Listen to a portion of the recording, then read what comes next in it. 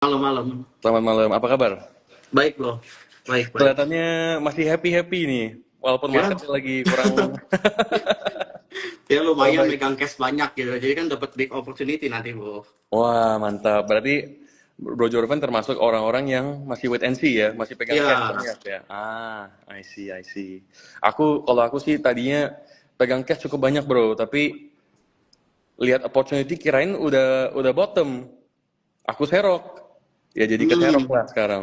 iya, iya, iya. Tapi Marketnya ISG turun juga terus. udah mau deket Demon Zone juga, Bro, sebenarnya. Demon Zone gedenya. I think Mm-mm. sebenarnya udah cukup menarik nih buat kita pantau sebenarnya.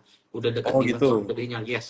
Oke, oke. Nanti mungkin Bro Jorvan bisa kasih kita lihat semua ya, maksudnya analisanya. Boleh, Bro. Oke, oke.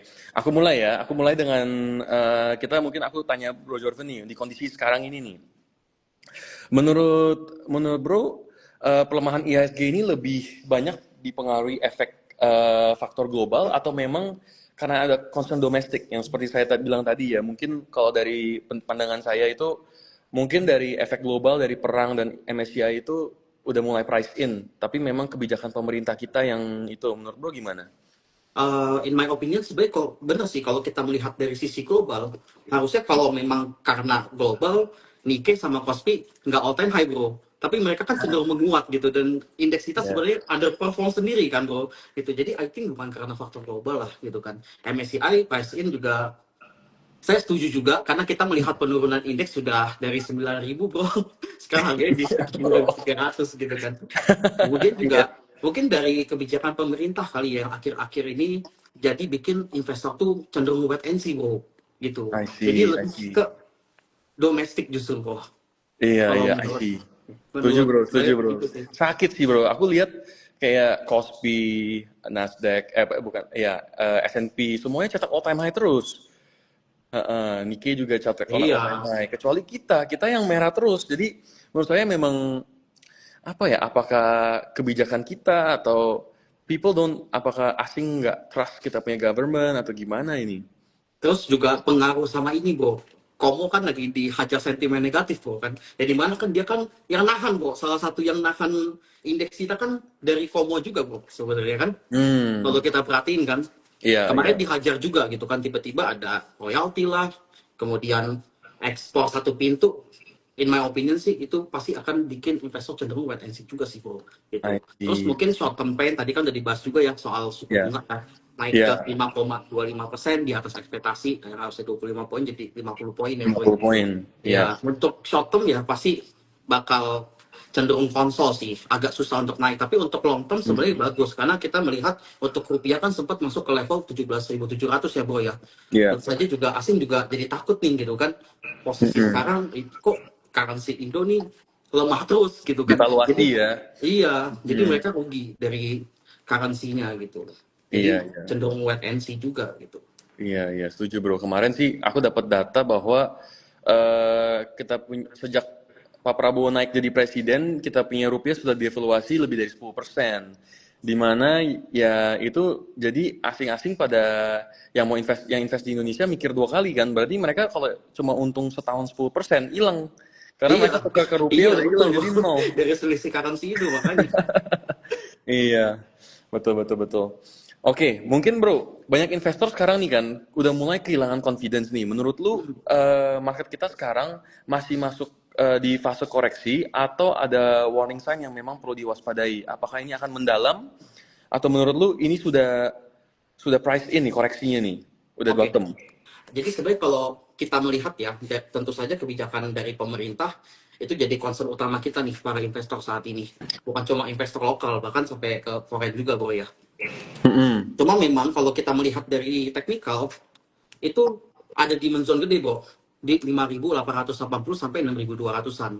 Itu tuh area terakhir yang pas tarif war Oke, itu bro tahun lalu di 5.800 kan diapresiasi kenceng banget kan di situ kan. I think ya. sebenarnya itu bisa jadi area yang cukup menarik dan sebenarnya penurunan saham kayak Komo yang udah pada turun dalam itu saya melihat ini bisa jadi big opportunity juga nantinya gitu karena memang banyak juga nih bro sebenarnya smart money yang punya di atas bro gitu terlepas dari sentimen negatifnya gitu. Iya, iya. Kalau kita lihat smart money masih stuck semua ya yang belum jualan ya. Iya, beberapa tuh pada punya di atas justru Mm-mm. menurut saya ya ini bisa jadi big opportunity gitu. Cuma kan kita kan untuk masuknya kita harus lihat nih demand zone di mana nanti yang menarik. Ntar kita bakal bahas bareng bro. Oke, nanti kita bahas ya bro ya. Iya. Nah, pertanyaan sejuta umat nih yang teman-teman mau tahu nih. Menurut lu Hmm. kapan IHSG punya peluang nih bro untuk balik arah?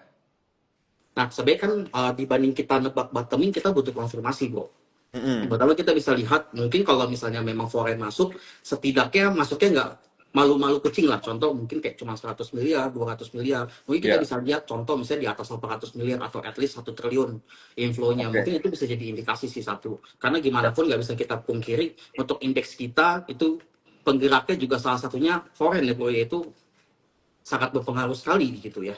Kemudian I juga see. kita lihat dari selling pressure-nya gitu. Karena kalau kita ngomongin bad news, jangan cuma fokus ke bad news-nya doang. Kalau misalnya memang kita Iya. lagi di fase, kalau anak kripto bilangnya bear market bro biasa. Kita lagi masuk ke downtrend gitu kan, lagi di bear market, itu selalu ada aja bad news gitu. Tapi ketika bad news itu nggak selaras sama price action, udah mulai terkonsolidasi, nah I Ya, think it's time to buy sih bro. Itu I jadi big see. opportunity. Kalau gue perhatiin juga bro ya, hari ini kita ada net foreign buy ya, jadi asing net buy. Tapi masih kecil Mm-mm. sih bro, di 249 miliar. Dan kemarin juga gue perhatiin juga ada net buy, tapi masih di ratusan miliar sih, nggak sampai satu Iya, M. masih malu-malu kucing lah. Tapi Iya, masih setidaknya malu-malu. nggak terjadi outflow yang signifikan lagi, bro. Gitu kan, setidaknya I see. udah mulai mereda gitu. Cuma Iya. memang untuk konfirmasi ya bisa dilihat dari situ sih. Nanti kalau Oke. udah ada inflow yang gede, I think itu udah cukup menarik nantinya. Nah, menurut bro nih, lebih baik untuk investor-investor teman-teman retail nih, lebih baik kita itu tunggu konfirmasi dulu atau kita spekulasi catch the bottom gitu. Kalau misalnya kita ngomongin uh, buat buy in my opinion ya, Iya. disclaimer-nya. Sebenarnya udah banyak bro saham-saham yang smart money-nya tuh punya di atas gitu kan. Iya. Yang satu kali ya, disclaimer Mm-mm. ya teman-teman ya, nggak ngajak untuk beli. Salah satunya adalah MDKA gitu. Kalau misalnya teman-teman perhatiin kayak MDKA itu, saya melihat tuh 2 hari sebelumnya tuh PD-nya tuh ngejagain terus bro gitu. Bahkan Hmm. itu akumulasinya besar gitu kan. Dan dia juga udah nampung dari September waktu itu. Kalau nggak salah dia punya di sekitar 2.600, 2.700-an, dekat-dekat sana. Sekitar Iya. 2,3 triliun gitu. Ya Iya. dimana kalau kita lihat dari price kan sekarang kan dia closing itu di harga 2.350. Sebenarnya kan udah cukup oke kan kalau kita melihat emitennya Iya. punya di sana gitu. Mungkin kita Mm-mm. nanti bisa perhatikan bro di demand bawahnya. Misalnya kalau dia pullback sekali lagi ke 2.200-an atau mau spek buy tipis-tipis dari sekarang gitu. Mungkin lebih ke strategi money management kali ya bro ya. Mungkin lebih ke situ Iya. sih. Setuju, setuju bro. Dan gue juga lihat emiten yang gue perhatiin ya bro itu Bumi sama PTRO ya. Kalau gue lihat sih disclaimer ya teman-teman ya, ini bukan ajakan untuk beli tapi kita lagi bahas memang aku juga lihat bahwa Bumi itu kemarin sempat dijaga di level di atas 200 ya. Jadi 200 kecil ya, 203, 204. Lalu PTRO di 48, 4.800, 4.700. Terus gara-gara ini nih pidato soal kebijakan ekspor satu pintu nih, yang semua ekspor harus lewat BUMN, jadi semuanya rungkat sih bro, langsung hampir ARB kemarin. Kemarin dan hari ini. Jadi menurut lu gimana nih bro tanggapannya? Oke, sebenarnya kalau kita melihat ekspor satu pintu ya, ini kelihatan sih pemerintah sebenarnya lagi BU ya. Oh ya, nggak bisa dipungkiri gitu. Jadi sebenarnya kok kita ngomongin Komo yang sebenarnya salah satu penopang akhirnya kena imbas juga bro. Terlepas money Hmm. flow-nya bagus, kita nggak bisa Iya. pungkiri akan hal itu. Cuma memang untuk sisi positifnya ya tujuannya untuk kontrol devisa bro, biar lebih baik gitu. Selain itu otomatis penerimaan negara itu juga berpotensi naik dan tata kelola ekspor itu jauh lebih rapi. Tapi memang Mm-mm. investor pasti cenderung wait and see bro. Kenapa? Karena takut intervensi terlalu besar gitu. Dan investor juga suka kepastian aturan bro. Ini kan jadinya kan kayak, aduh gimana nih gitu kan. Terus sama khawatir efisiensi sama profit terganggu gitu. Iya, Dan in setuju. my opinion kayak ini terkesan kayak BUMN monopoli banget ya gitu ya kalau kita lihat Iya ya. bro, iya. Dan gue juga lihat kan, ya mungkin alasannya sih sebenarnya bagus ya dari Pak Prabowo ya, bahwa memang 30 tahun terakhir memang banyak under invoicing. Ada data yang keluar bahwa Indonesia itu apa potensi kehilangan dari pajak ya itu sekitar 15.000 triliun 15.400 triliun rupiah gitu selama 30 tahun. Under invoicing dari swasta yang ekspor. Jadi mereka pelaporan pajaknya itu nggak sesuai dengan barang-barang yang dikirim gitu dengan pemasukan. Tapi tapi di tangan BUMN pemerintah belum kasih confidence gitu ke kita bahwa BUMN itu bisa dipercaya gitu. Jadi menurut Bro gimana nih? Mungkin Bro lebih tahu nih. Ya kalau kita melihat historical ya, sorry to Iya. say soal BUMN gitu, mungkin itu yang bikin investor makin takut sih bro, karena ya selama ini kinerja ya kurang maksimal ya kalau boleh jujur ya. Iya. Jadi justru ini sebenarnya jadi sentimen negatif untuk saham-saham terkait bro, I sebenarnya see. gitu sih. Iya, Jadi iya. lebih ke sentimen negatif. Tapi terlepas dari sentimen negatif, jangan lupa juga ya teman-teman ya, kita jangan cuma selalu lihat sentimen negatifnya, tapi kita lihat flow money flow-nya tuh kemana arahnya. Selama memang akumulasinya masih besar dan memang nanti dia udah mulai consolidation, itu nanti bisa dipantau lagi justru gitu.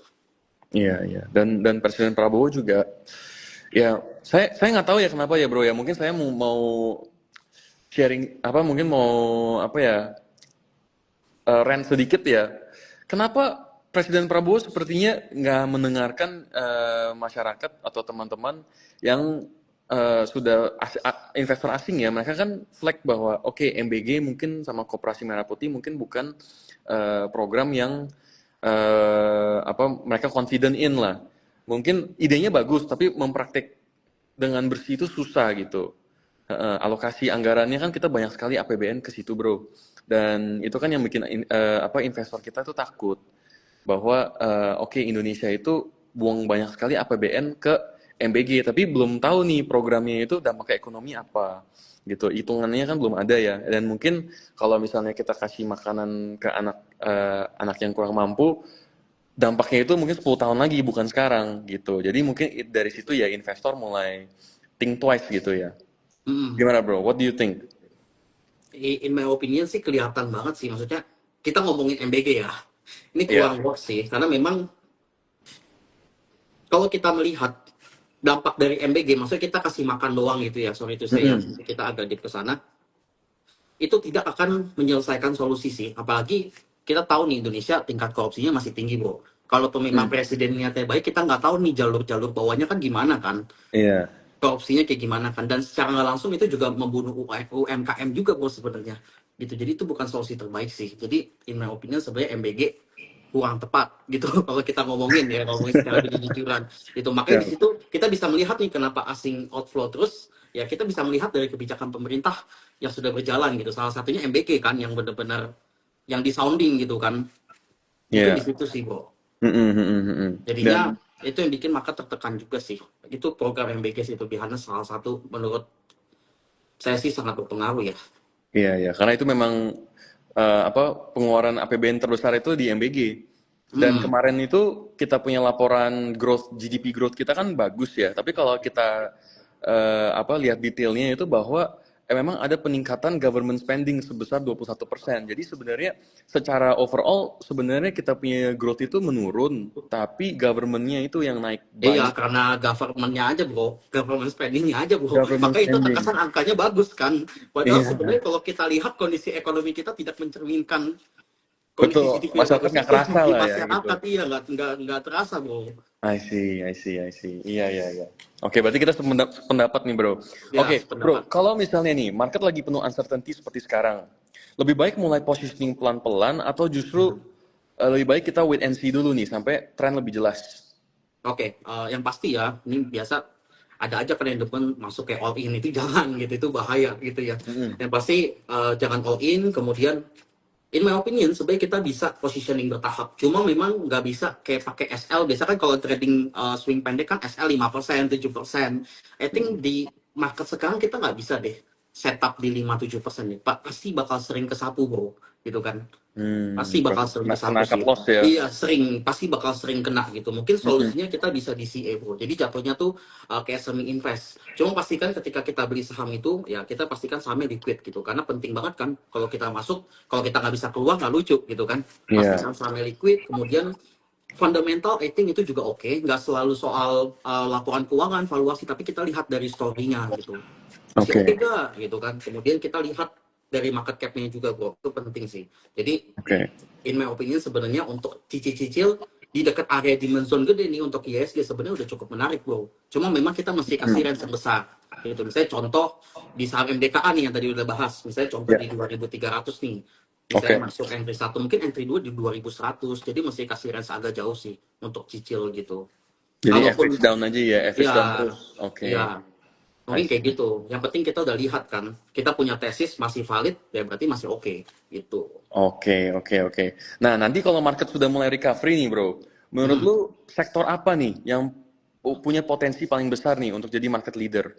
Kemarin kan lu sangat bullish di komoditas ya, komoditi Hmm. super cycle lu bilang. Oh iya. Nah, kira-kira gimana bro? Masih sama atau Oke, berbeda nih?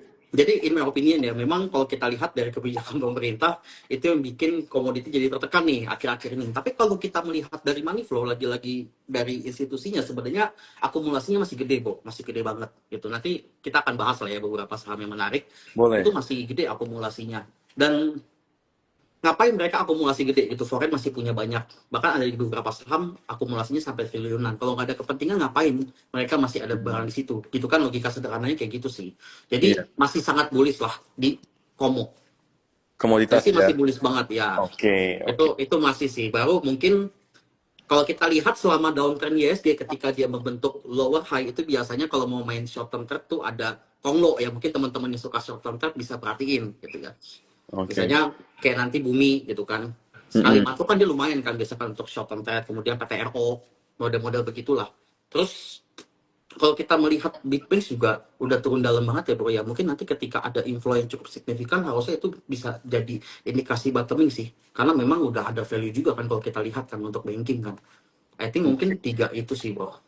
I see, I see. Ya Big Bangs menarik sih bro, tapi gue lihat ya, ini opini gue ya bro ya, Hmm. Big Bangs itu terdampak oleh koperasi Merah Putih. Iya, Karena kan iya, semua iya betul. koperasi itu dapat 1,5 ya pinjaman dari Hmm. 1,5 miliar per koperasi gitu. Dan itu di loan channelingnya dari Bank Himbara. Jadi Bank Himbara harus tampung tuh loan-loan dari itu, dan kita belum lihat nih dampaknya apakah koperasi Merah Putih itu bisa berhasil atau tidak.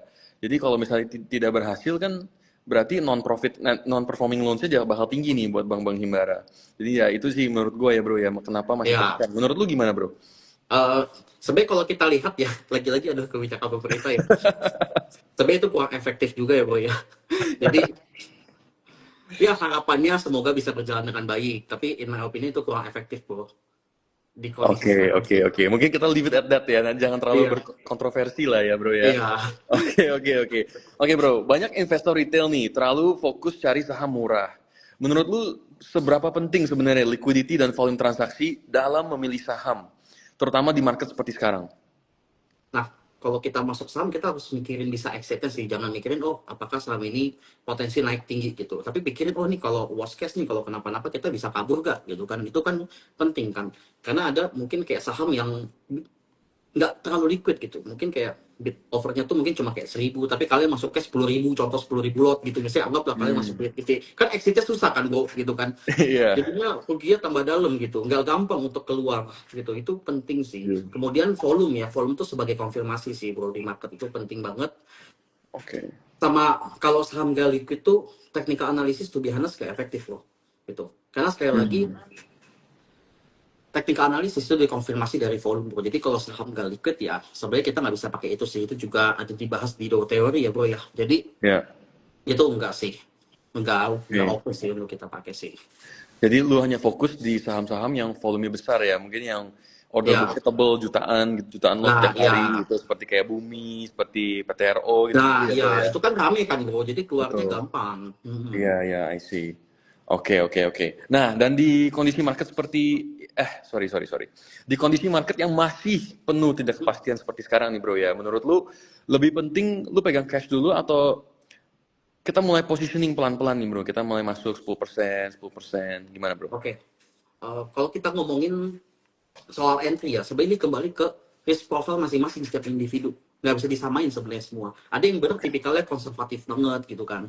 Tapi kalau saya sendiri yang tipikalnya moderat, sebenarnya saya nggak terlalu agresif juga ya. Saya udah mulai cicil gitu. Karena saya melihat udah banyak nih yang masuk ke demand zone gitu kan di bawah area institusi yang tadi saya juga udah mention juga. Nggak ada salahnya untuk kita masuk bertahap, yang penting kita atur money manajemennya gitu. Kalau saya pribadi saya juga masih ada cash itu sekitar 50% ya bro buat jaga-jaga gitu. Jadi Oke. setidaknya at least kalau misalnya dia tambah turun, oh masih bisa serok nih, mikirnya begitu sih, sama ada backupan gitu. Mungkin lebih ke Hmm. sana sih. Oke, oke, oke. Sama Jadi, satu lagi yang nggak hmm. kalah penting adalah jangan revenge trap. Misalnya contoh kalian masuk saham nih, biasanya kan ketika orang masuk saham, mereka udah rugi lumayan 20-30%, pasti mikir cepet-cepet pengen balik modal. Iya. Biasanya itu gitu. Pada akhirnya maksa masuk, entry-nya nggak ideal, turun, cut loss lagi. Itu harus dipikirin sih, karena bayangin kalau misalnya rugi sampai 40 atau 50% nih dari total aset yang dipunya gitu kan. Misalnya dari 100 tinggal 50. Mau balik ke 100 lagi tuh mesti cuan 100% tuh.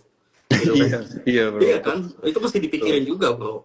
Itu. Iya, iya, iya. Tapi banyak sekali sih bro, gue lihat teman-teman ya yang mereka itu tuh udah nggak berani cut loss bro, karena udah sakit banget. Kayak misalnya ada tadi saya lihat orang yang beli bumi di 400. Itu kayak Waduh. udah sakit banget. Kalau misalnya cut loss pun juga ya mereka belum bisa terima gitu loh bro. Jadi mereka hold on terus gitu, berharap bahwa akan naik. Mungkin nanti sekarang mereka average down, nanti mungkin average-nya di 200 tinggi ya, 300 terus baru ya. Aku lihat sih kayak gitu ya bro ya. Karena teman-teman sekarang udah dalam banget, banyak yang sudah dalam gitu dan banyak sudah trauma malah exit the market gitu. Nah mungkin lu ada nggak bro beberapa mungkin tips ya buat teman-teman bisa melalui ketidakpastian ini bro di market, mungkin market lagi bear tuh bisa kasih tips gitu.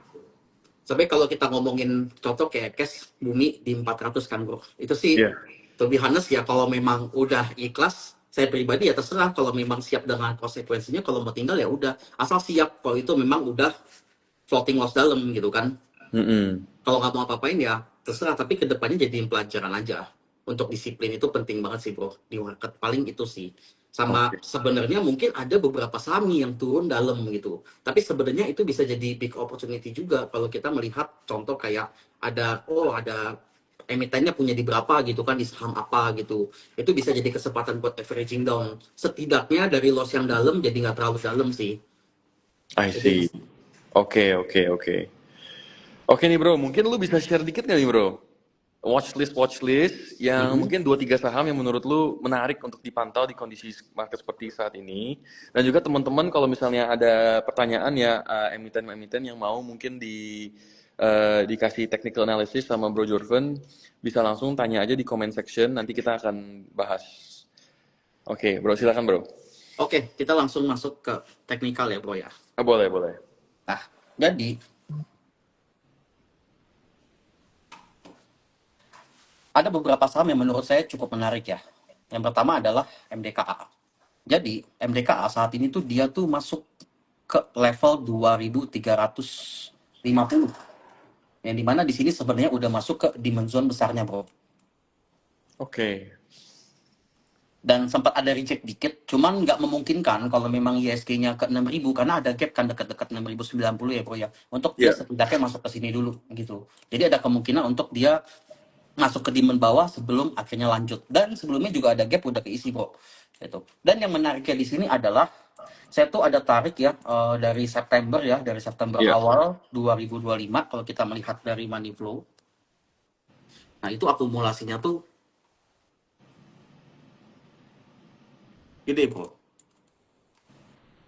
Nah, di mana si PD itu punya 2,37 triliun bro di average 2.764 gitu. Jadi Hmm. kita melihat dari Oke. flow sebenarnya ini menarik banget gitu ya. Iya. Kemudian ada YU juga, ada TP dan AK. Mereka tuh pada punya di harga atas 2.700, 2.861 dan harga saat ini itu sudah terdiskon bro. Memang ini pengaruhnya sekali lagi dari sentimen negatif yang ngomong itu. Tapi saya Iya. percaya sih kalau kita melihat selama memang institusi masih akumulasi besar itu ada berpeluang untuk rebound bro nantinya. Cuma emang butuh waktu aja sih, kurang lebih seperti itu. Itu untuk MDKA. Jadi MDKA ini menarik di area sekarang. Oke. Ya, untuk MDKA sendiri saya juga melihat ada potensi setidaknya kalau short term trade itu balik dulu ke sekitar area 2.650 sampai dengan 2.750 bro. Jadi kalau ini nanti bisa tembus di level area supply zone di sini, baru ada potensi untuk dia reversal setidaknya ke level 3.200.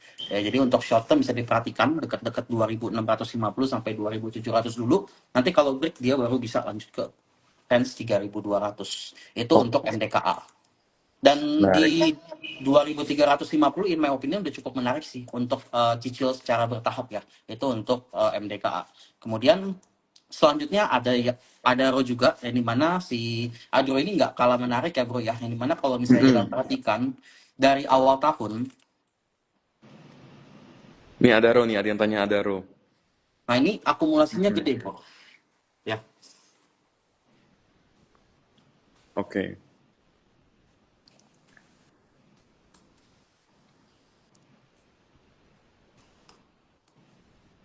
Nah, BK itu punya sampai 1,32 triliun. Kemudian ada DXP juga punya 1,3 triliun. Harganya itu di atas dari harga saat ini, 2.230. Jadi range institusi Oke. sekarang udah naik bro, itu di sekitar 2.290-an sampai 2.430. Jadi sebenarnya harga sekarang juga udah cukup terkoreksi lumayan dalam ya, sekarang di area 2.230. Sebenarnya di area 2.230 itu udah cukup menarik ya untuk kita cicil secara bertahap, karena memang ini adalah demand zone besar juga ya untuk si Adro. Kemudian dia Mm-mm. juga tadi sempat diapresiasi. Kalau dia bisa bertahan, ada possibility untuk setidaknya dia ngetes supply di atas untuk short term di sekitar area 2.500 sampai dengan 2.700. Konfirmasinya di 2.700, kalau dia bisa break ada potensi untuk lanjut rally lagi. Dan kalau kita melihat dengan kondisi IHSG yang udah turun dalam banget, justru si Adro ini cenderung lebih stabil bro. Waktu Oke. IHSG sebelum crash MSCI itu kan di sekitar area 9 ribuan ya. Itu Adro tuh Mm-mm. waktu itu harganya di sekitar sini bro. MSCI crash, kemudian dia di sini naik dan dia berhasil bertahan ngebest di sini. Jadi selama dia masih bertahan di atas ini masih bullish ya untuk si Oke. Adro. Gitu. Jadi menarik untuk kita cermati Supportnya di saat level ini. berapa, bro? Ya, Supportnya di level berapa? untuk demand zone itu di sekitar area ini demand zone besarnya itu di sekitar Ya. 2.100 sampai 2.200-an bro. Selama dia nggak jebol dari MA 200-nya itu di sekitar area 2040, I think ini masih sangat bullish ya untuk si Adro. Justru ini kesempatan untuk buy on weakness. Sekali lagi disclaimer ya teman-teman ya, jangan lupa untuk teman-teman analisa ulang kembali. Oke, mantap, mantap, mantap. Keren, keren, keren. Oke, bro. Jadi menurut lu ini yang cukup yang lu kasih dua rekomendasi ini kan MDKA, which is apa, emas ya? MDKA Ya, itu, copper iya, ya. copper, emas, terus apa? Adaro batu bara ya, bro ya? Ya, cuma kan Oke. batu baranya kan udah lebih ke AADI juga ya, Bro ya. ADI ya. Jadi Adaro Ya. itu lebih ke renewable-nya ya. Ya, I see. ini Oke, oke. menarik sih, Bro. Kalau kita Mm-mm. lihat dari money flow 2 itu. Oke. Oke, bro. Mungkin gue mulai kasih ini ya, bro ya, emiten-emiten yang ditanya sama teman-teman ya. Kalau bull gimana? Oke, kita coba lihat ya Coba untuk kita bull. analisa bull. Oke, sebenarnya bull dia udah masuk ke area demand zone besarnya sih, Bro. Ini terakhir dia tuh diapresiasi cukup baik ya di sini ya. Dan Mm-mm. ini juga mulai mantul lagi. Jadi sebenarnya bull area sekarang ini agak nanggung dikit lagi ke bawah, mungkin deket-deket 370. Sekali lagi kalau dikasih I think cukup menarik ya kalau memang mau short term trade. Atau setidaknya kita lihat beberapa candle terakhir, kalau setidaknya dia ngebase dan ada akumulasi, I think ini bakal menarik nantinya. Karena sekali lagi ketika kita masuk komoditi super cycle, shipping itu juga akan diuntungkan bro, sebagai konektor gitu. Jadi Hmm. menurut saya pribadi shipping harusnya belum mati sih. Bull dekat-dekat 360 itu menarik untuk short term trade. Jadi itu masih bisa Oke. diperhatiin sih. Asalkan Oke. dia mungkin kalau short term trade bisa perhatikan 350, selama dia nggak jebol 350, I think masih oke. Karena kalau dia jebol ada potensi untuk dia ke bawah dulu dekat-dekat 320. 320 ya bull ya. Iya, itu worst Oke. case kalau dia jebol 350 ya. Oke. Untuk teman-teman yang tanya barusan tentang bull, mungkin eh kalau misalnya masih ada cash, bisa serok lagi di 320 ya bro ya tadi ya, bottomnya kalau tidak jebol. Yes bro, kalau itu jebol Oke, bisa bisa diperhatikan apa level 320 sama 3 berapa bro tadi? 350 dua support itu. 350. Yes. Oke. Oke. Bro, kalau lihat dari Broxumnya bull gimana bro? Oke, kita coba lihat ya. Mm-mm.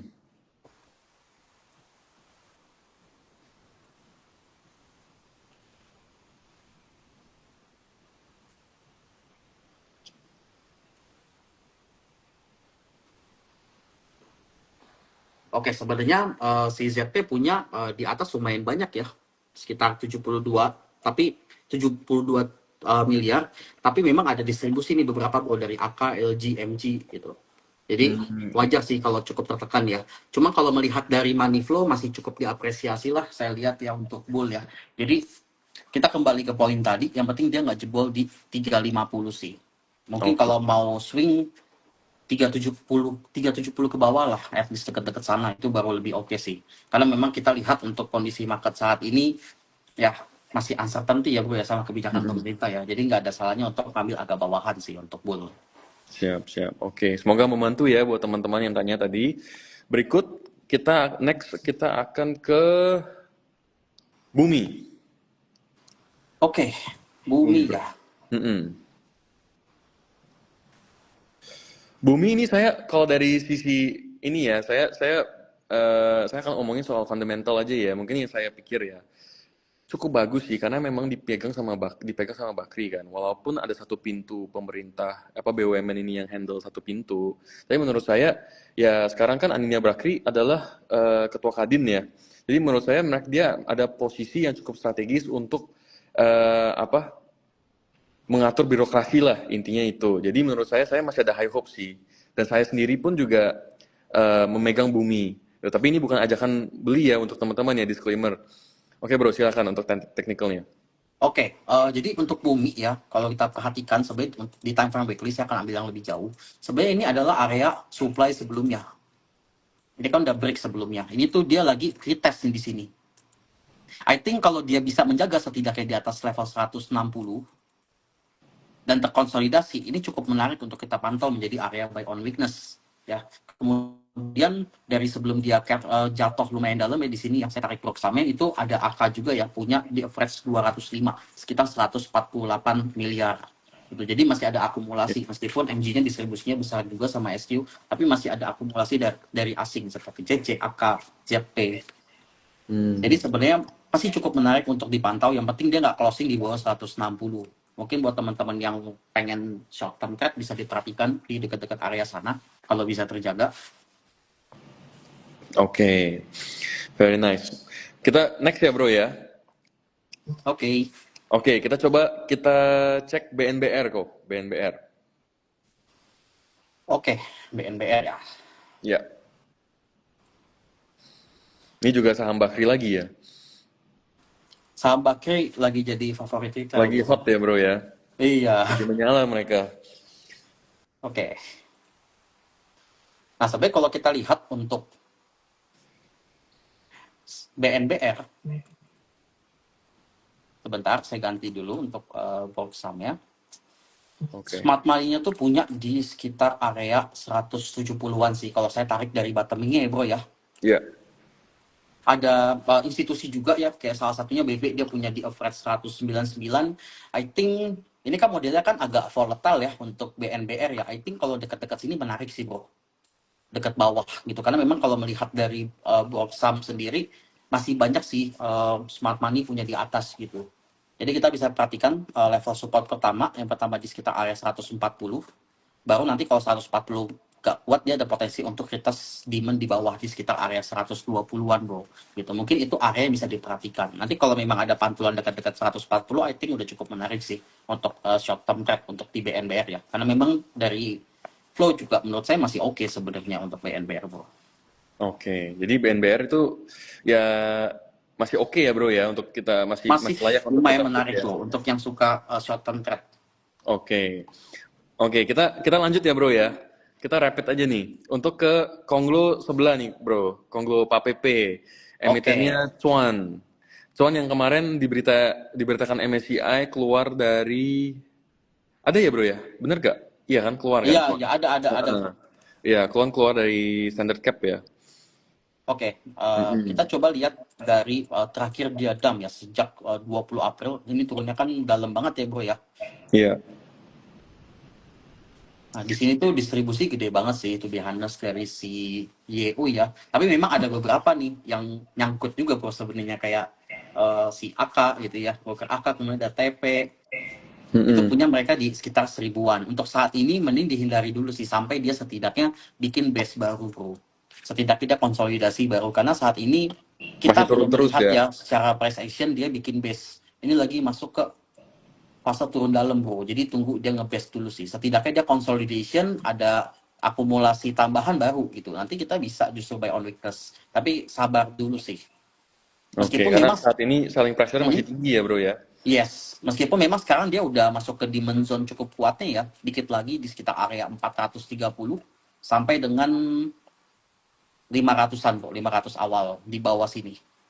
Cuma kan ini masih belum kan, jadi kita tunggu nanti. Kalau memang dia bisa mempertahankan areanya, baru nanti kita bisa pantau lagi.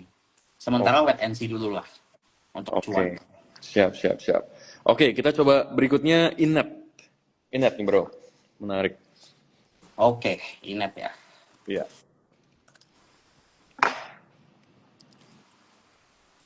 Oke, sebelumnya saya juga ada masuk Inet sebenarnya. Cuma kemarin saya disiplin dulu kok, karena memang dia nggak kuat kemarin ya. Oke. Cuma kalau dilihat dari area sekarang, sebenarnya dia lagi bikin semacam area konsolidasi. Ini adalah area support terakhirnya yang penting. Kenapa? Karena dia udah jebol dari MA 200-nya yang pertama, terus ini dia ada gap yang sebelumnya terjaga, ini harus bisa dijaga bro. Kalau ini bisa dijaga, ada possibility setidaknya tactical rebound ke 280 untuk retest area MA 200 ini. Kemudian kalau saya melihat dari money flow-nya untuk si Inet,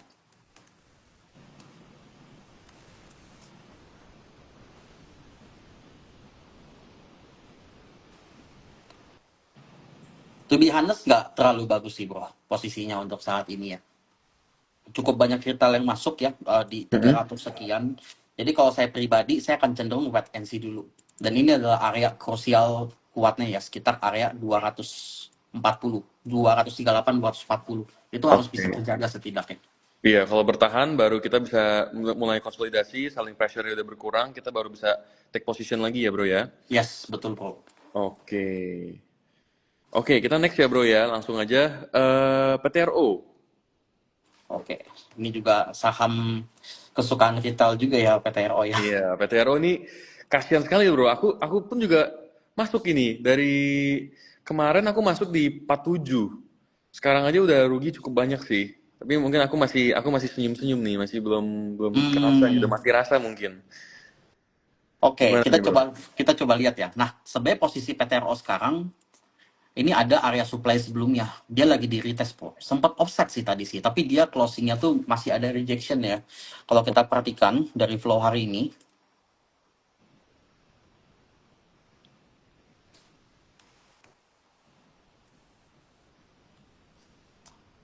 ada akumulasi sih, Bro, dari CC sama AK ya. Artinya masih diapresiasi juga sih di sini kalau dilihat. Oke.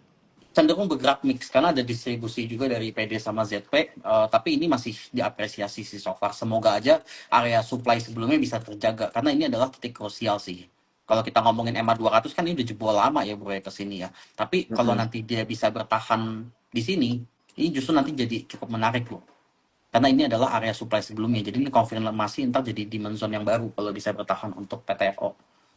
Oke, dan Gitu. saya juga yakin bahwa saya pernah dengar sih bro, mungkin saat ini gara-gara sahamnya Pak PP banyak yang kena terdampak MSCI ya bro ya. Jadi Yes. kan Brand, Cuan dan TPIA ya. Ada teman yang bilang nih selamat malam, kenapa TPIA sudah ARB 5 hari berturut-turut? Ya karena TPIA dikeluarin dari MSCI Index itu. Nah mungkin yang gue denger ya bro ya kemarin ya, dan Pak PP sekarang fokusnya hanya dua emiten, yaitu BRPT sama PTRO. Jadi mungkin ya bro ya, yang gue lihat sih kemarin itu masih dijaga sebelum berita yang satu pintu BUMN ini bro. Mm. Nah setelah itu ya hancur-hancuran lah. Gitu sampai sempet PTRO di angka 3.800 ya hari ini kalau nggak salah low-nya. Iya, dia tadi sempet sih ke 3.700-an kok. 37 ya? Oh iya Iya, dekat-dekat 37. 37. Iya betul-betul. Oke. Itu ya teman-teman semoga menjawab. Oke, kita next ya. Kita next ke Dewa. Oke, Dewa ya. Iya.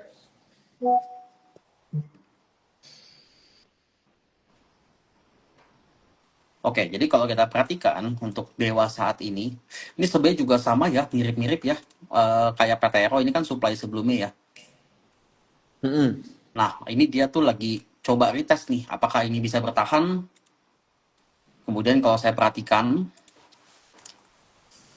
untuk Dewa per hari ini,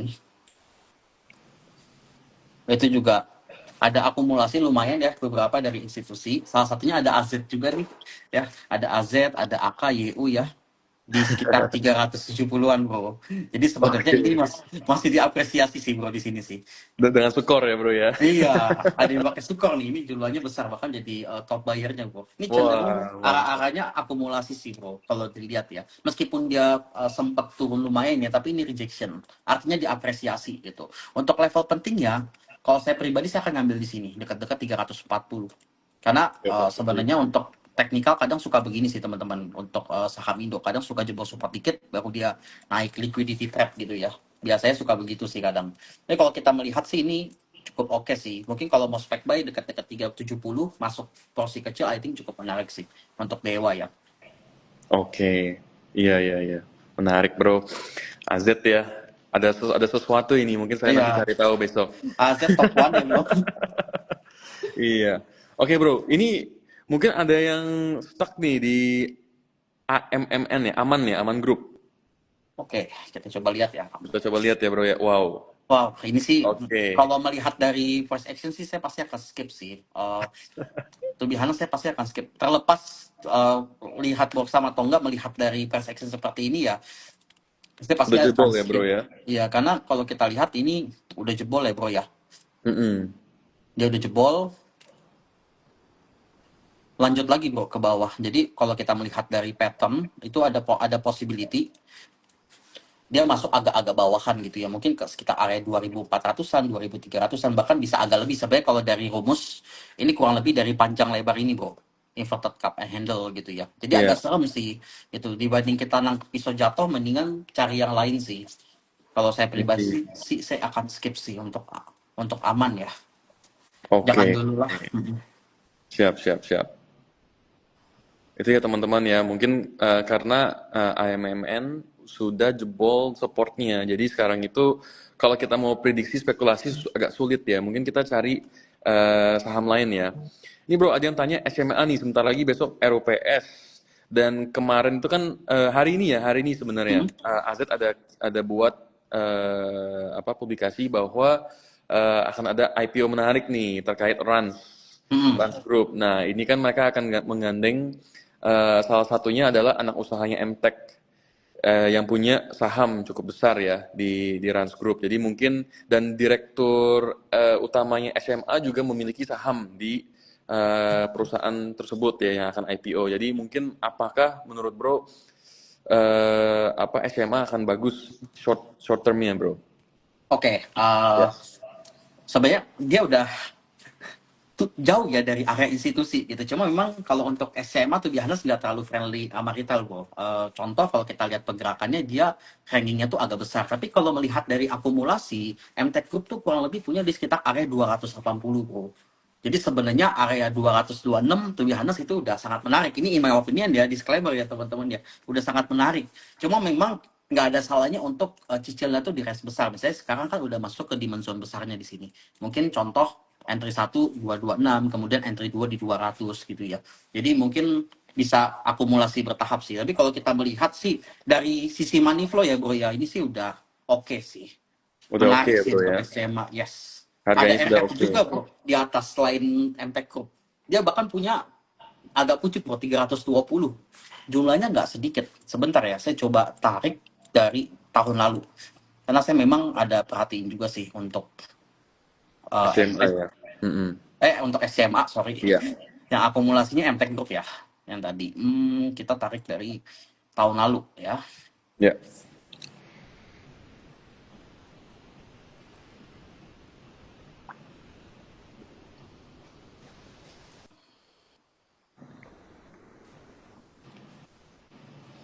Nah di sini kelihatan jelas ya YP ini itu sih MTech Group ya, dia punya di average 280. Kemudian tadi saya juga ada mention RF ternyata di 339 bro, bukan 320, jauh di atas lagi. Kemudian juga ada BK ya, punya di atas ya, di sekitar average 289. Jadi sebenarnya untuk SCMA menarik gitu. Bahkan kalau untuk short term, kalau dia bisa bertahan di demand zone, setidaknya untuk trading cukup menarik, dia setidaknya ke sekitar area 250-an bro, untuk retest ini dulu. Dan dimana ketika dia break dan reversal di sini, ada possibility untuk dia balik ke 280 ke atas. Kurang lebih seperti itu untuk si SCMA. Oke. Untuk teman-teman yang tanya soal apa saham Bumi, MDKA itu sudah kita bahas ya. Mungkin nanti setelah ini kita record, kita punya live. Nanti kita akan upload di Instagram Skor Sekuritas. Oke. Next ya kok ya. Kita bahas PIFA bro. PIFA. Gue juga ada masuk nih bro di PIFA. Kemarin sempet arah, terus tiba-tiba false break ya. False break jatuh lagi nih bro, mendalam.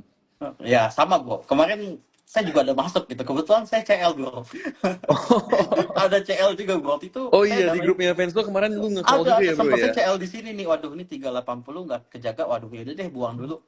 Saya ada masuk di sini juga bro, ada lihat karena sebelumnya ada lihat tuh ini diakumulasi nih, salah satunya BB gitu kan, coba Iya, tips sendal gitu kan, terus siap. tiba-tiba nggak dijaga gitu, karena kan terlepas dari akumulasi kita harus lihat kan dia dijaga gak sih gitu kan, Mm-mm. tiba-tiba terus juga ada distribusi kalau nggak salah dari YU kemarin kalau nggak salah ya, saya langsung Iya. cabut gitu. Nah sebenarnya kalau kita lihat untuk teknikal sekarang ya, ini posisinya dia berusaha untuk mempertahankan support yang sebelumnya jebol. Gitu. Jadi kita bisa asumsikan support terakhir tuh di 250 bro. Untuk si Wah, PIFA. Ini sebenarnya agak-agak rawan sih to be honest ya. oke. Kemudian kalau saya coba lihat ya, per hari ini Ya, itu juga belum ada akumulasi yang signifikan sih. Cuma memang ada foreign yang masuk tipis dan beberapa retail pada cut loss hari ini sih. Seperti XC, kemudian ada CP juga. Beberapa retail mulai buang barang lah. Cuma belum ada akumulasi yang sampai wah sih. Jadi mungkin saya pribadi akan wait and see dulu untuk PIFA. oke. Oke. Iya, jadi sekarang sebenarnya di saat seperti ini itu banyak banget saham yang masih undervalue ya, karena PIFA dari segi perusahaannya itu sangat sangat bagus karena mereka itu financial reportnya itu mereka mengakuisisi beberapa pharmaceutical companies di luar negeri seperti di Australia gitu. Jadi dari segi perusahaannya sih bagus, tapi tidak mencerminkan di sahamnya gitu. Jadi mungkin sedikit background ya buat teman-teman ya. Saat COVID itu IHSG kita PE ratio-nya itu 15. Saat ini itu PE ratio kita itu di angka 10. Jadi kita itu sudah jauh lebih murah Kayaknya sekarang daripada 9 kayaknya bro ya. 9 Bahkan ya bro ya. Iya ya ya, maksudnya 9. sekitar 9, berapa karena kan itu waktu di 7 ribuan ya bro ya sempat keluar ya. Itu ya Iya, 10,2 kali ya kalau nggak salah ya. betul betul. Sekarang kita di PE ratio 9. Jadi Sekitar 9 ya lah maksudnya. ya menurut saya sih ini discount of a lifetime ya kalau teman-teman punya cold money yang memang ini saya bukan ajakan beli ya teman-teman ya. Saya being fake aja. Ini kasih perspektif dari saya yang setiap hari di saham. Mungkin right now is the golden moment to buy karena IHSG kita itu saham gabungan kita itu sangat murah. Ya, kita punya PE ratio itu di bawah double digit gitu. Sekarang di angka 9. Saat COVID aja yang IHSG sempat drawdown ke 60% ya. IHSG drawdown 60% saat COVID. Itu masih di angka 15 PE-nya. Gitu. Jadi ini for comparison aja ya buat teman-teman. Gitu. Oke, kita coba ya, Bro. Kita lanjut ke Oke. Raja. Raja. Sahamnya Pak Happy nih. Oke, ini kalau Raja saya melihat rejection hari ini cukup lumayan ya bro ya. Ya. Di sini ya di 3.200 sih diapresiasi sih hari ini. Meskipun sempat turun dalam, pantulannya lumayan. Dan kalau melihat dari flow, ini ternyata angkanya beli lumayan ya bro ya hari ini ya, sekitar 5 miliar ya, bahkan ini di average harga sekarang ya 3.540-an. I think ini udah masuk ke area buy on weakness sih kalau mau spec buy dengan resiko. Kita bisa perhatikan maksimal closing di bawah 3150-an bro. Jadi kalau close candle di bawah ini mungkin kita harus disiplin ya. Tapi kalau misalnya dia bisa mempertahankan area sini, I think ini udah masuk area buy on weakness sih.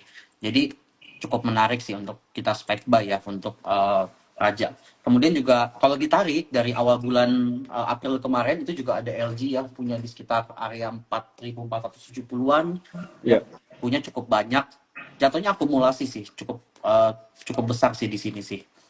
Retailnya LG juga ya bro kemarin ya. lumayan banyak yang buang gitu, kayak XC salah satunya di 4.400-an gitu. Jadi udah banyak retail yang keluar juga kok, udah mulai berkurang gitu, dan institusi mulai akumulasi.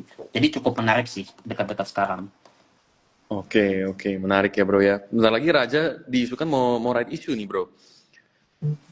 Tapi biasanya ya teman-teman kalau misalnya kondisi pasar saham itu lagi tidak lagi jelek seperti bear market seperti ini, ada kemungkinan banyak, setahu saya sih banyak emiten akan right issue. Tapi biasanya itu akan ada delay. Karena mereka mau wait and see dulu sampai seberapa buruk ini marketnya, bottom ini sampai mana. Karena gara-gara MSCI itu kan bro yang free float 15% ya. Ya, Jadi banyak perusahaan itu memilih untuk right issue, untuk atur free float. Gitu teman-teman.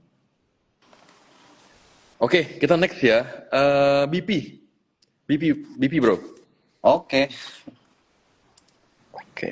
BP sih udah deket area demand zone-nya sih, bro, ya dekat-dekat sini juga ya. Sebenarnya kalau kita Ya. perhatiin nih, bro, dari tadi ya, beberapa saham tuh udah masuk ke demand zone gedenya, bro, sebenarnya.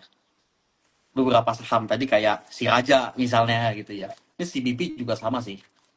Yang dimana selama dia nggak jebol 178, I think ini cukup menarik juga kalau mau spec buy. Ini mirip-mirip sih sama kondisi indeks kita ya bro ya, yang dimana sebelumnya saya ada mention juga ya, range di zone besar itu di sekitar 5.880 sampai 6.200-an gitu. Jadi Oke.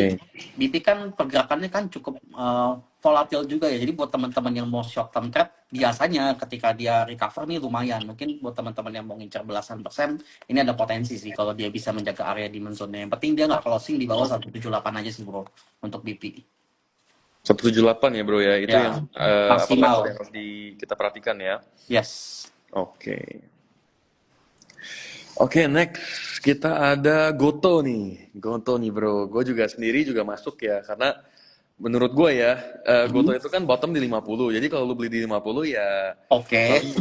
paling lu Nggak rugi aja kemana-mana dan nggak lagi. bisa keluar gitu. Sekarang ya problemnya bukan rugi tapi nggak bisa keluar gitu. Kira-kira gimana nih bro? Kemarin pas hari buruh kan presiden kita lagi mungkin adrenalinnya lagi tinggi ya. Dia bilang oke, aplikator cuma bisa ambil 8% maksimal. Nah kemarin itu kan Goto diisukan akan diakuisisi sebagai partial akuisisi oleh Danantara ya, sama akan Mhm. diakuisisi oleh Grab gitu. Nah dengan kebijakan baru peraturan presiden yang keluar ini, mereka udah keluarkan itu bro, apa 8% ya maksimal dan Ya, eh Go Right Hemat kalau nggak salah dihapus oleh Goto. Nah kira-kira dampak ke sahamnya gimana nih bro? Kalau lu lihat? kalau lihat dari sekarang ya, sebenarnya Ya. kalau dari money flow sih nggak jelek-jelek amat tuh biasa gitu. Cuma memang kemarin ibaratnya Goto baru cuan, dibikin tertekan lagi sih. Mungkin lebih ke situ sih concernnya sih bro ya. Iya. Ibaratnya, ya kalau boleh jujur, ada aja lah yang sebenarnya dipersulit sama pemerintah bro, selain Komo, contohnya kayak si Goto ini. Itu sebenarnya saya nggak terlalu setuju juga ya, karena kan si Goto kan setelah sekian lama, baru akhirnya kemarin mulai cuan lagi kan bro kan. Iya. Dari Betul awal-awal betul. dia masih rugi-rugi, akhirnya sekali cuan malah begitu. Mungkin kalau kita lihat dari fundamental, in my opinion, kayaknya nggak begitu oke ya. Otomatis ya dia tertekan. Tapi kalau Mm-mm. melihat dari flow, nggak seburuk itu sih, in my opinion, untuk si Goto. Jadi kalaupun memang nanti dia bisa ada akumulasi tambahan, dan ini kan udah di 50 juga ya bro ya. Jadi I think nggak bisa ngomong stop loss di mana gitu, karena udah dikocak. Iya. Gitu. Cuma kalau dia bisa memang mulai naik, harusnya arah-arahnya ada balik setidaknya ke 58 sampai 60 dulu sih bro. Sebenarnya I nggak seburuk see. itu gitu. Oke, oke. Dan Goto juga rencanakan bahwa mereka akan melakukan buyback ya teman-teman ya. Mereka udah rilis, mereka akan buyback sebesar 2,3 triliun. Tapi tentunya bertahap ya. Jadi kalau misalnya buybacknya sudah selesai, kemungkinan menurut bro, lu lihat level apa price ini itu di mana bro? Kalau memang mulai diapresiasi ke market lagi, kita bisa perhatiin sih yang tadi saya udah mention ya dekat-dekat 60. Ini kalau jebol, nah ini konfirmasi reversalnya bro. Mungkin bisa ke sekitar 68 sampai 70. Kuncinya di sini sih. Oke, siap. Oke. Next, bro, gue ikut Venso punya live kan berapa kali nih bro? Gue tahu berapa kali RMKE lu skip. Boleh nggak bro buat teman-teman kita nih yang mau tahu nih RMKE RMKO, bisa nggak lu kasih analisis bro? Oke, sebelumnya disclaimer ya bro ya. Mungkin kalau dari fundamental di Siap. video oke. Tapi kalau melihat dari karakteristik saham mungkin kalau melihat dari chart begini biasa saya skip bro. Itu yang pertama. Poinnya Oke. ini yang pertama. Terus yang kedua, kalau melihat dari flow,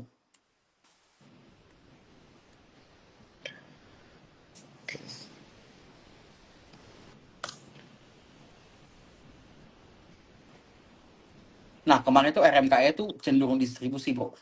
Kalau dilihat ya. Cuma memang Oke. ada beberapa nih broker yang punya cukup di atas, salah satunya CIN punya di average 3.800-an gitu ya. Cuma retailnya banyak bro di sini. Jadi saya pribadi saya skip gitu.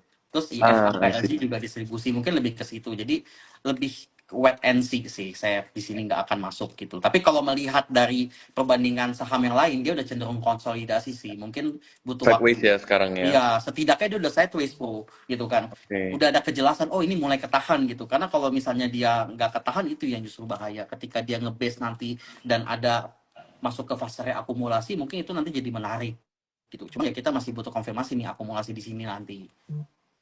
Oke. I see. Oke, bro, ini kita udah lebih dari sejam. Nggak apa-apa, kita lanjut. Oh, aman aja, Bro. Aman aja Aman ya? aja, aman aja. Oke. Mungkin gue kasih beberapa pertanyaan lagi ya. Ini ada yang tanya views dan supportnya Aman Mineral. Kita udah bahas ya Aman ya. Tadi mungkin kalau untuk teman-teman yang mau tahu tentang Aman, nanti bisa kita akan upload live ini di Instagram Sekuritas. Nanti bisa langsung di itu aja. Langsung cek aja di situ. Oke, untuk nextnya data. Data bro. Oke.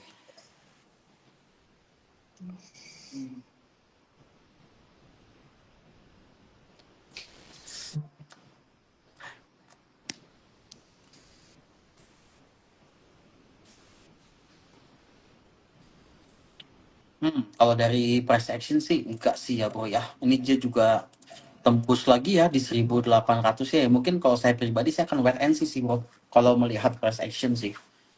Jangan dulu deh untuk data ya. Dia downtrend sih ini sih. Daripada maksa nangkep pisau jatuh, mendingan wait and see dulu. Oke. I see. Oke, ini ada kok tolong bahas DSSA. Teman-teman, untuk DSSA itu ya, sekarang kan DSSA itu masuk ke high concentration list-nya bursa ya, bahwa real free float-nya mereka itu waktu itu kemarin kalau nggak salah cuma 5% ya. Jadi sebenarnya untuk technical analysis DSSA itu juga sulit ya teman-teman, karena itu nggak real gitu. Dan kenapa DSSA have been turun ARB terus, itu karena mereka sudah dibuang oleh MSCI. Dan udah nggak dijagain lagi karena ya dari Sinarmas pun juga mereka sudah ya udahlah kita buang aja DSSA, kita nggak usah jagain sahamnya lagi karena percuma udah dibuang sama MSCI gitu. Jadi untuk kita analisa DSSA juga nggak bisa reflect di chartnya teman-teman gitu. Untuk saham-saham seperti DSSA terus brand kemarin yang gara-gara high concentration list dibuang sama MSCI gitu. Mungkin info buat teman-teman ya. Oke, next kita coba kita cek Kija bro. Oke. Kijat sebenarnya udah di support bawah ya, cuman dia sempat masih rejection. Oke. Mungkin paling jauh ya, mungkin di 148 sih, Bro. Ini posisinya juga masih berusaha untuk bertahan ya kalau dilihat ya ada rejection juga tadi. Iya. Selama dia bisa menjaga 148 di atas itu, I think ini ada potensi untuk jadi area buy on weakness juga sih untuk si Kija ya. Yang penting dia nggak jebol 148 sih kalau dia closing di bawah itu, atau maksimal toleransi nggak perlu nunggu closing di 145 bro. Itu mungkin mesti hati-hati karena memang dia breakdown dari area diamond zone kuatnya. Takutnya lanjut lagi ke bawah kalau dia jebol. Oke, Apalagi kalau jadi volumenya tinggi. mereka perlu build strong support dulu ya. Mereka harus Yes. mantul dulu dan mungkin sideways sebentar, baru kita tahu ya mereka itu nahan di situ ya. Iya. Oke. Si Kija juga dia modelnya kan agak volatil ya. Jadi ketika dia mantul biasanya begini, mirip-mirip lah kayak BNBR gitu ya. Jadi memang agak kasar sih cara mainnya sih bro. Mungkin hitungannya ya kalau pengen spec buy ya lucu-lucu jatuhnya gitu ya. Oke. Oke, next kita ke Big Banks nih bro. Big Banks Oke. sebentar nih. Eliana ada tanya BRMI kok. Mandiri. Oke, sebenarnya kalau kita perhatikan dari chart ya, ini saya akan ganti ke time frame weekly. BMR itu udah masuk ke area demand zone kuatnya. Ini area supply sebelumnya. Udah di retest bro. Dan sebenarnya beberapa kali, kalau kita perhatikan itu tuh dijagain terus di sini nih. Harapannya adalah dia nggak jebol di sekitar level bawah sini nih. 3950. I think selama ini masih menjaga, ini masih cenderung konsolidasi. Tapi justru malah bagus sih nanti kalau memang dia konsolidasi dan memang udah ada reakumulasi dari asing yang kuat, harusnya arahnya bisa ke atas. Upside-nya lumayan sih. Jadi jatuhnya sebenarnya udah buy on weakness gitu. Cuman gimana pun kita butuh konfirmasi nih dari asing karena asing kan penggerak utama ya bro di saham big banks kurang lebih. Iya. Dari TA sih udah masuk di zone gedenya sekarang. Iya, dan dengan MSCI kan nanti akan apa ya bro, weightingnya akan di adjust ya. Menurut lu apakah ada inflow buat BMRI? Harusnya sih ada potensi sih bro. Potensi inflow ya. Dan gue Iya. juga lihat sih kemarin nggak tahu ya bener atau nggak, gue belum cek, tapi Norwegian Sovereign Fund ada serok BMRI bro kemarin ya. Jadi emang asing-asing banyak yang mulai beli. Kalau bro bisa bantu nggak cek Broksum-nya untuk BMRI? Oke, kita coba cek ya selama dia consolidation. Ya.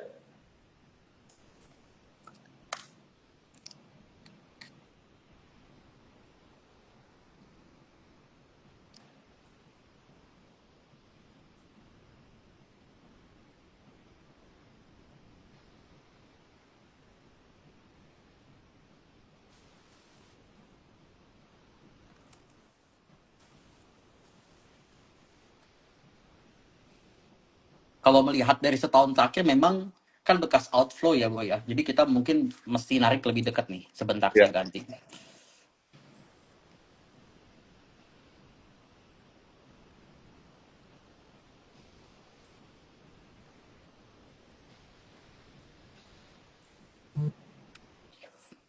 Oke, kalau kita lihat dari awal Mei udah mulai ada sih bro tipis-tipis gitu ya. Seperti YU udah mulai akum, BK ada juga tapi masih kecil bro. Masih nggak begitu besar sih. Ada CC juga sekitar 599 miliar. Oke. Tapi udah mulai, setidaknya kan udah mulai diapresiasi ya bro ya. Cuma belum sampai yang wah gitu. I see. Oke. Jadi masih, dan mereka itu kan juga free float-nya besar ya bro ya. Jadi mungkin untuk merasakan harganya cepet naik itu kayaknya agak sulit ya bro ya. Harus ada a very huge amount of money untuk masuk ya. Iya betul. Seenggaknya masih ada inflow yang besar sih. Buat dia ngedorong ke atas gitu kan. Sulistyo 24, bukannya Indo di downweight oleh MSCI ya? Gimana bro, tahu nggak? Kalau di downweight oleh MSCI sih, setahu saya sih betul. Memang ada downweight, sebentar ya, saya cek ya.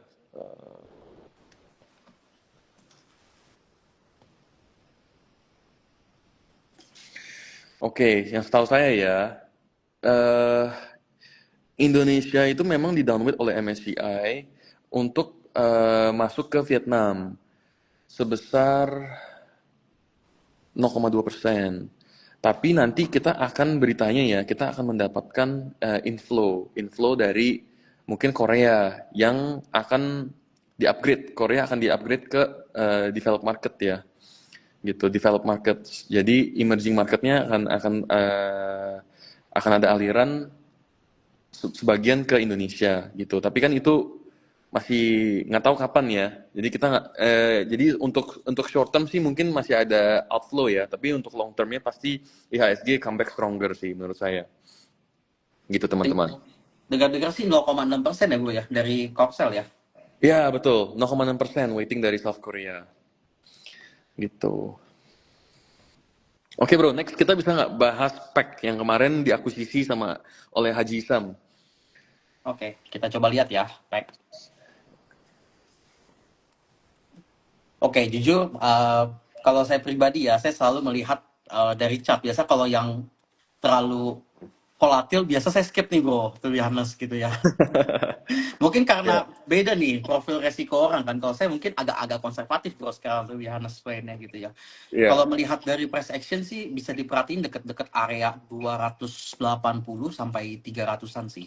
Kalau memang demen yang high risk ya, pengen coba spec buy deket-deket sini, perhatiin kalau dia jebol di bawah 280, takutnya kalau jebol dia bisa masuk ke 240 gitu ya. Untuk chart seperti ini Oke. juga sebenarnya kita nggak bisa full pakai technical analysis sih in my opinion, karena memang nggak terlalu relevan tuh be honest bro dengan model-model yang seperti ini gitu. Cuma kalau misalnya teman-teman yang tipikalnya high risk banget, biasa saham-saham begini yang bisa multi bagger memang model-modelnya. Oke, ini kita bisa bilang ini saham-saham happy-happy lah, alpha stock ya bro ya. Iya, Nah, tapi lucu-lucu. untuk teman-teman untuk all in di sini cacing-cacing naga-naga sih itu tanya Bro Andri Hakim aja. Kita nggak Nah ya, berani, beda profil kita resiko nggak bro. berani call. Oke. Beda profil resiko itu ya. Iya. Kok untuk BBCA dan Bank Himbara gimana kok? Oke, kalau untuk BBCA ya, Bro boleh cek BBCA. Aku Boleh, kasih boleh. fundamental dikit ya. BBCA itu outflow paling banyak ya terdampak oleh MSCI karena memang weightingnya ke BBCA itu paling besar. Tapi kalau setelah MSCI ini telah stable ya, MSCI mulai udah stabil lah keputusan MSCI. Menurut saya sih BBCA akan heavily impacted, paling bagus gitu, paling bullish ya. Karena uangnya udah yakin nih bahwa BBCA itu udah apa ya, kemarin mereka yang terdampak untuk kena outflow, sekarang mereka yang akan masuk lagi kena inflow gitu. Sorry. Oke bro, Oke nih bro, kita dari masuk. technicalnya gimana? Kalau kita lihat nih dari teknikalnya, sebenarnya ini udah masuk di zone godenya bro. Kok apalagi kalau dikasih deket-deket 5450, 5700, itu in my opinion menarik sih untuk spek buy. Karena kalau dilihat dari weekly ini udah masuk ke dimension kuatnya di sini. Dan ini kan sebelumnya kan dia kan udah bikin yang namanya lower high ya. Jadi ketika dia bikin lower low baru, at least kalau memang dia technical rebound pun upside-nya harusnya lumayan sih.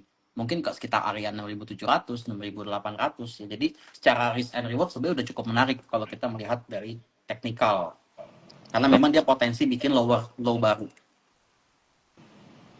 Jadi Oke. kalau dia bisa bertahan sih setidaknya lumayan lah, mungkin sekitar 8-10%-an dapat lah bro dari situ ya. Dari area sekarang Iya. untuk Sekarang upside. PE ratio-nya BBCA berapa ya bro ya? PE ratio. PBV-nya. PE ratio dan PBV. Bentar ya, kita mesti buka dulu nih. Oke, current PE ratio-nya. Udah ya bro ya? Iya, aku udah. Oke. Current PE ratio di 12,6. Price to book ratio-nya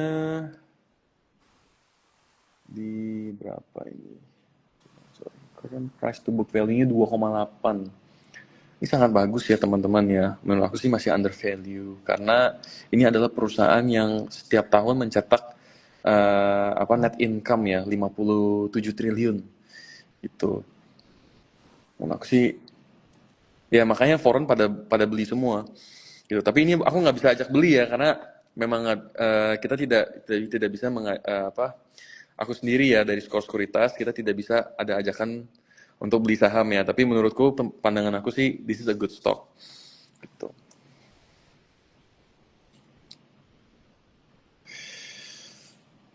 Oke. Nah, nanti untuk teman-teman ya yang mau pantau berita, mungkin nanti bulan Juli itu ada S&P rating ya bro kalau nggak salah ya. Bener nggak? Ya, Gue cek.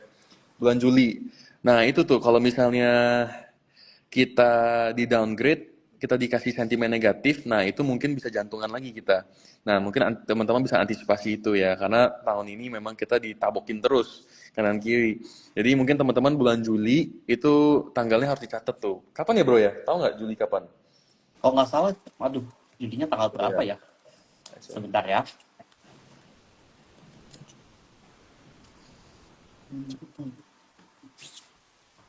Coba nanti masih belum ketemu ya. Juli 2.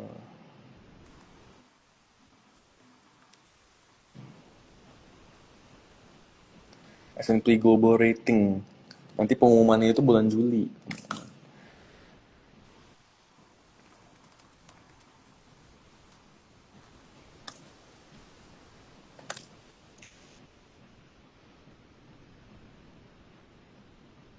Kalau 2026 sih belum ada ya, tapi tahun lalu itu di tanggal 29 Juli 2025 ya. Jadi teman-teman eh ya, pantau Saatnya. aja terus ya.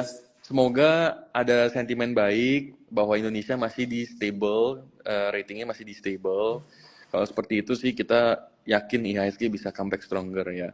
Tapi kalau misalnya sentimen kita dimasukin ke negatif, negatif outlook, maka apa ya pasti IHSG tidak baik-baik saja. Nah, saya cuma bisa berdoa ya semoga pemerintah kita juga peka lihat situasi ya dan ya bisa mengasih reassurance lah kepada investor-investor asing bahwa apa invest di Indonesia itu aman gitu. Coba bro, ini ada yang tanya, ini itu saham apa ya bro chartnya? Oh, ini tadi BBCA, Bro. Yang tadi kita BBCA, ngomong. BBCA. Sorry bro, ada yang tanya. Oke. Nah untuk MDKA sama Bumi sudah kita bahas ya, Kezia. Nah untuk BDMN gimana nih bro? BDMN itu kan isunya akan apa? Di privatize ya oleh Iya. MUFG. Ini dia sih strong uptrend sih. Kemarin sebenarnya ada sempat mantau, Bro. Cuma ya karena kondisi market begini nih, kemarin kan sempat ketabuk juga ya di PIFA ya, Bro ya. Kebetulan ada entry di situ. Jadi akhirnya saya memutuskan untuk ya udahlah wait and see, paling yang komo yang agak-agak udah di bawah area institusi mungkin saya baru masuk ya, karena kan ini kan udah overextended juga gitu. Tapi kalau ditanya apakah dia bullish, sangat bullish justru, yang dimana dia kan sempat break ya, cuma ini masih belum cross di atas sih. Kalau dia memang dia bisa mempertahankan di atas level 4.350, I think ini ada possibility sih buat lanjut lagi upside ke atas. Cuman jatuhnya udah very high risk ya bro ya, karena udah parabolik banget secara price action kalau misalnya baru mau masuk gitu. Siap. Oke, oke. Nah, untuk CBRE nih, ada yang tanya nih bro, CBRE. CBRE Oke. itu nanti akan, kalau nggak salah besok ya, CEO-nya CBRE akan nge-live bareng dengan CEO kita, Pak Bernard, Pak Meranus Wijaya. Jadi teman-teman stay tune for that. Kalau nggak salah besok ya, hari Kamis, beliau akan live dengan CEO CBRE.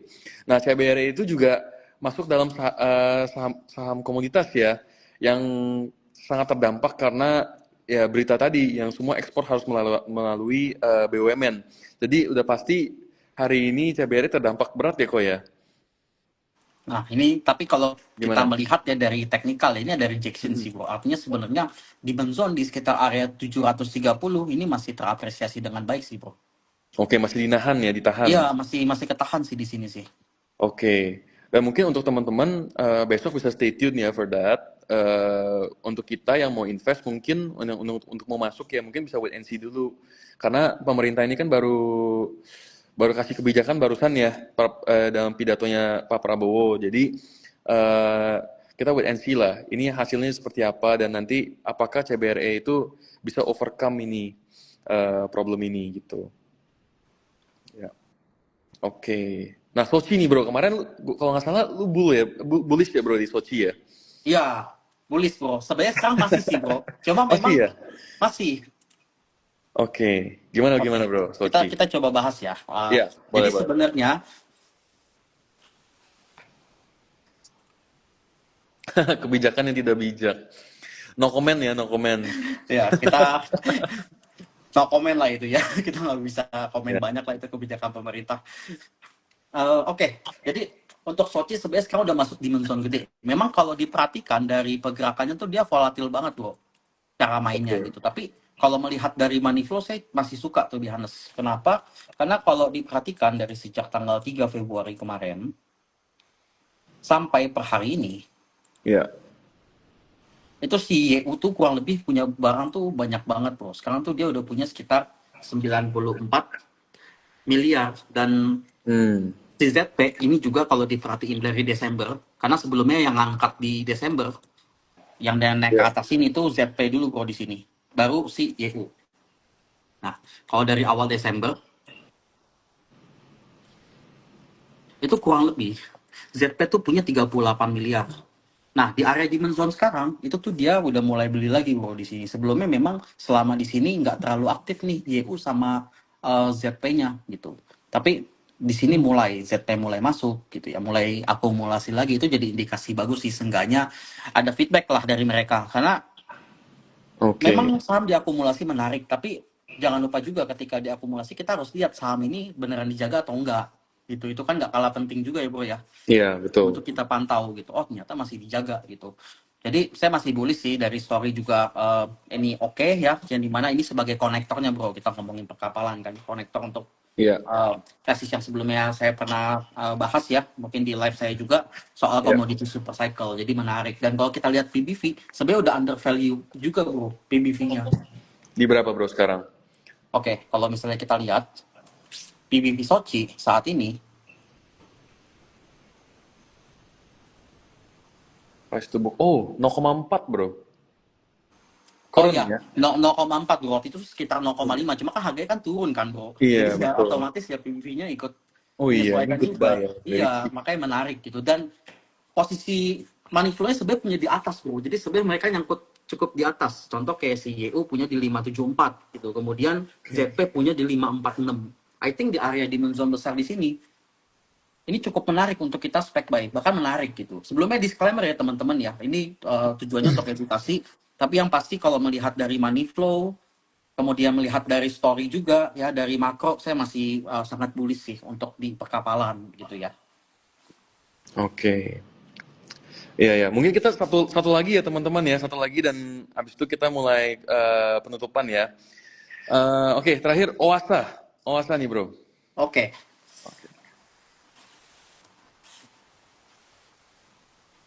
Nah, si Oasa ini dia justru cukup cukup terjaga ya, kalau kita perhatikan di sini dia berhasil bertahan di area support trend lainnya. Jadi ada potensi dia untuk lanjut lagi, setidaknya mencoba untuk swing ya, tapi ya ini ya, kalau misalnya dia bisa tembus area 460-nya, ada potensi ke sekitar area 480 sampai 500. Itu cuma memang untuk risk and reward kalau di 426 ini udah nggak terlalu menarik bahwa posisinya udah di tengah-tengah kan secara risk and reward. Mungkin boleh coba kalau dikasih deket-deket area sini, misalnya contoh 410 atau 400, itu sih. Terus mungkin selama dia nggak jebol area 360, ini area yang cukup penting sih menurut saya, karena kalau dia jebol takutnya dia ke bawah dulu untuk consolidation gitu. I see. Oke, jadi menurut Bro masih dijaga ya hari ini ya? Iya, ini lumayan sih pantulannya Lumayan ya, ya. kalau lumayan sih untuk Oasa sih. Kemarin Anda sempat juga sebenarnya short term trade di sini. Di Oke. 450, 460 buang kemarin. Sempat ada masuk juga. Cuma kan ternyata Wah, dari structure, oh ini cukup menarik nih, ini bikin higher low baru kan. iya. Cuma emang Oke. risk and reward-nya aja sih bro. Udah nanggung kalau 426, better nunggu agak bawahan kalau dikasih. Oke. Ya di market seperti ini kita harus bisa sabar ya teman-teman ya, because kadang-kadang kita nggak sabar, kita masuk, nanti sahamnya turun, kita lebih baik tidak menang daripada rugi. Nah, itu Itu. dia. Itu dia. Jadi ya teman-teman mungkin mainnya lebih konservatif ya di market yang volatile seperti saat ini. Oke nih bro, mungkin lu bisa flip kamera dulu bro. Kita Oke.